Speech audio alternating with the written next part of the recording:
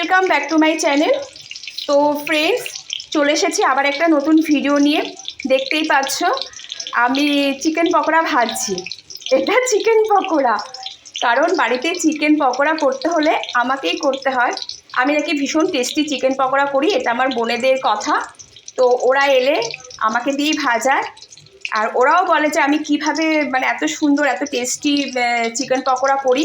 ওরাও অবাক হয়ে যায়। তো ভালোবাসে খেতে, আমিও করি। মাঝে মাঝে আমাকে মানে মাছ মাংস মানে ডিম এসব রান্না করতে হয়।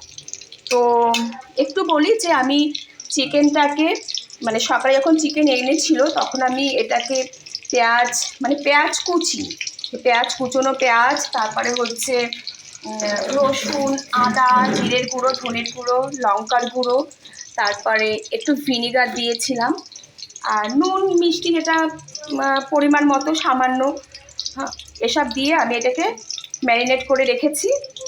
আর এখন ফ্রিজ থেকে বের করে আমি দিয়ে দিয়েছি 2টো ডিম, আর একটু অল্প বেসন, কর্নফ্লাওয়ার, আর একটু বেকিং সোডা। তো এই তো এটাকে দিয়ে মেখে নিয়ে দেখো একদম শেষ পর্যায়ে আমি ভিডিওটা করছি। খাওয়া অলরেডি হয়ে গেছে সবার অনেকটাই। তো এই যে ভাজা চলছে। তো বন্ধুরা, আমার ভিডিও তোমাদের যদি ভালো লেগে থাকে অবশ্যই আমাকে কমেন্ট করো, আমার ভিডিওতে লাইক করো, শেয়ার করো, সাবস্ক্রাইব করে দিও। তো এই তো বলার। তো চলো, টাটা।